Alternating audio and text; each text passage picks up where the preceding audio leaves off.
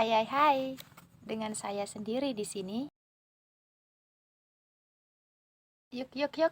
Kita bahas sedikit tentang manajemen operasional dari topik 1 hingga topik 7. Menurut sumber di sini, manajemen operasional itu melibatkan perencanaan, pengorganisasian, dan pengawasan semua kegiatan yang terkait dengan produksi barang atau penyediaan jasa. Fungsi utama manajemen operasional adalah untuk mengoptimalkan proses produksi, meningkatkan efisiensi, mengurangi pemborosan, dan memastikan kualitas produk atau jasa yang dihasilkan. Ruang lingkup dari manajemen operasional ini mencakup aspek seperti perencanaan kapasitas, manajemen persediaan, perencanaan produksi, pengendalian kualitas, dan pemeliharaan fasilitas. Dengan memahami konsep dan prinsip manajemen operasional, perusahaan dapat mencapai keunggulan kompetitif melalui efisiensi operasional yang lebih baik dan kepuasan pelanggan yang tinggi. Untuk memahami dari penjelasan yang sudah saya berikan, saya akan memberikan sedikit contoh. Contohnya sebagai berikut. Sebagai contoh yaitu Toyota. Toyota Motor Corporation adalah perusahaan otomotif global yang terkenal dengan sistem produksi yang efisien dan efektif. Mereka menggunakan pendekatan manajemen operasional yang dikenal sebagai Toyota Production System atau TPS, yang lebih dikenal dengan The Manufacturing. TPS ini berfokus pada pengurangan pemborosan dalam proses produksi melalui prinsip-prinsip seperti just-in-time manufacturing, di mana komponen diproduksi hanya saat diperlukan, sehingga mengurangi persediaan yang tidak perlu. Selain itu, TPS juga menerapkan konsep Kaizen yang mendorong perbaikan terus-menerus dalam proses produksi untuk meningkatkan efisiensi dan kualitas. Toyota juga menggunakan teknologi yang canggih seperti robotika dan otomatisasi untuk meningkatkan efisiensi operasional dan keamanan di pabrik mereka.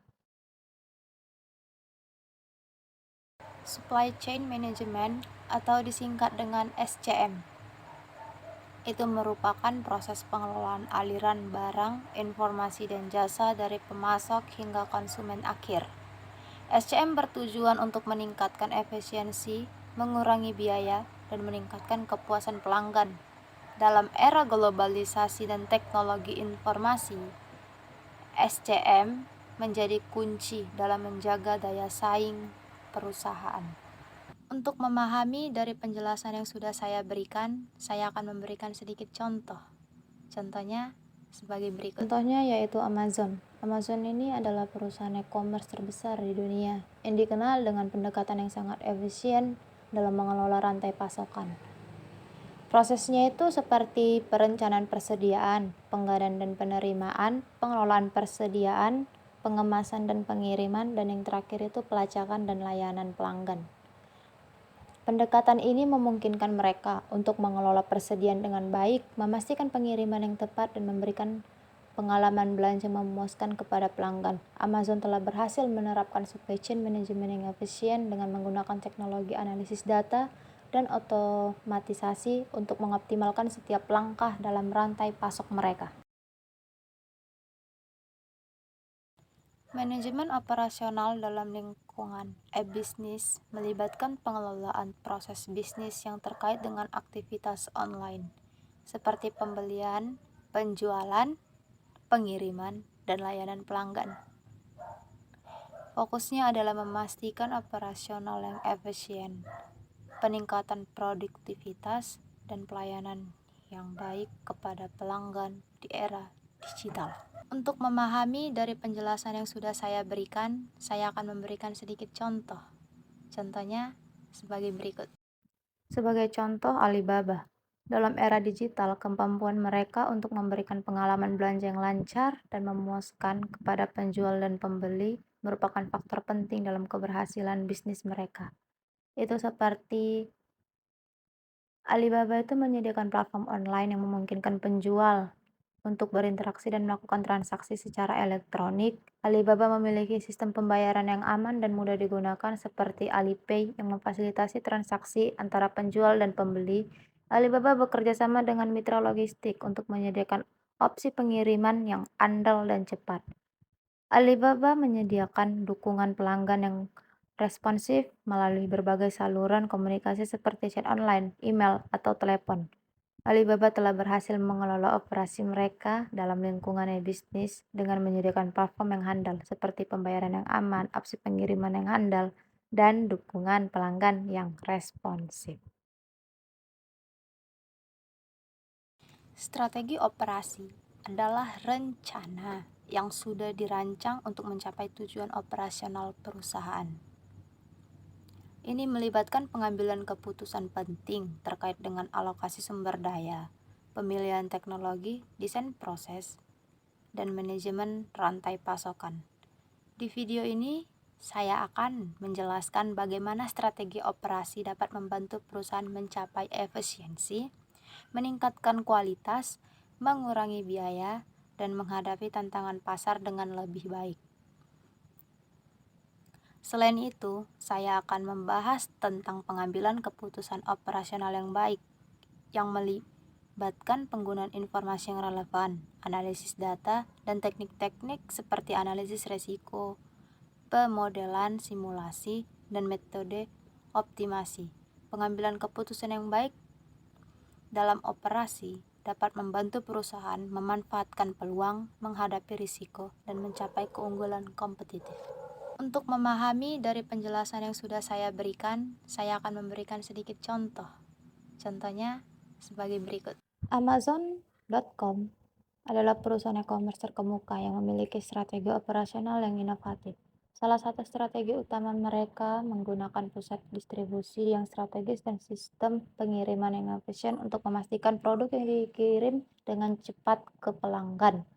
Amazon juga mengoptimalkan manajemen persediaan dengan menggunakan metode pengisian ulang otomatis berdasarkan permintaan pelanggan dan analisis data yang canggih untuk memprediksi tren dan permintaan produk.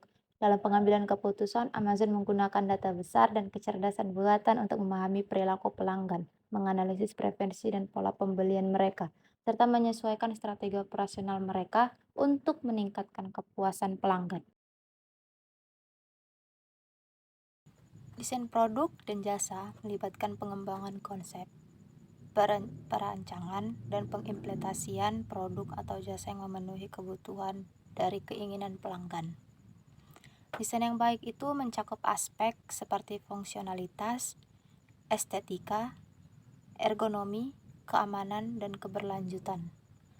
Perusahaan yang berhasil dalam desain produk dan jasa seringkali menempatkan pengalaman pengguna sebagai fokus utama. Mereka menggunakan riset pasar, prototyping, dan pengujian penggunaan untuk memahami preferensi pelanggan untuk mengembangkan produk yang memenuhi harapan mereka. Desain yang inovatif dan memikat dapat membantu perusahaan membedakan diri dari pesaing dan mencapai keunggulan kompetitif. Untuk memahami dari penjelasan yang sudah saya berikan, saya akan memberikan sedikit contoh. Contohnya sebagai berikut. Apple dikenal dengan desain produk dan jasa yang inovatif.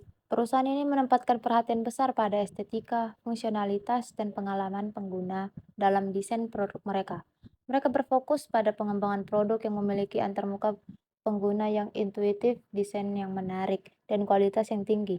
Apple melibatkan tim desain yang berbakat dan beragam untuk menggabungkan elemen desain industri, teknologi terkini, dan kebutuhan pengguna dalam setiap produk dan jasa yang mereka tawarkan. Pendekatan desain mereka berfokus pada kesederhanaan, efisiensi, dan keselarasan antara perangkat keras dan perangkat lunak sehingga menciptakan pengalaman yang konsisten dan memuaskan bagi pengguna. Peramalan adalah proses memprediksi nilai atau kejadian di masa depan berdasarkan data historis dan metode analisis tertentu. Dalam manajemen operasional, peramalan digunakan untuk mengestimasi permintaan pelanggan, kebutuhan persediaan, tingkat produksi, dan performa operasional lainnya. Metode peramalan yang umum digunakan termasuk metode rata-rata bergerak, eksponensial smoothing, agresi linear, dan time series analysis.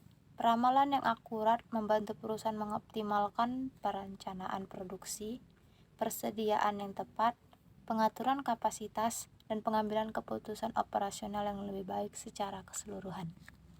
Untuk memahami dari penjelasan yang sudah saya berikan, saya akan memberikan sedikit contoh. Contohnya sebagai berikut. Coca-Cola Company menggunakan manajemen peramalan untuk memprediksi permintaan produk mereka di pasar. Mereka menganalisis data penjualan historis, pola musiman, dan faktor-faktor eksternal seperti cuaca, perubahan tren konsumen, dan kampanye pemasaran. Dengan menggunakan metode peramalan yang canggih seperti analisis regresi dan metode rata-rata bergerak, mereka dapat meramalkan permintaan pelanggan dengan akurat. Informasi pengalaman ini membantu Coca-Cola dalam mengatur produksi, mengelola persediaan bahan baku, mengoptimalkan operasionalnya, dan menghindari kekurangan atau kelebihan persediaan yang berdampak pada biaya dan efisiensi. Kita akan mendiskusikan topik peramalan dalam manajemen operasional secara lebih lanjut. Saya melihat beberapa metode peramalan yang lebih lanjut, seperti analisis data panel, dekomposisi musiman, dan metode peramalan kualitatif. Metode analisis data panel digunakan ketika ia memiliki data untuk beberapa variabel yang diamati pada beberapa titik waktu. Metode dekomposisi musiman membantu kita mengidentifikasi pola musiman dalam data dan memprediksi tren masa depan. Metode peramalan kualitatif melibatkan penilaian subjektif dan pendapat ahli untuk membuat perkiraan.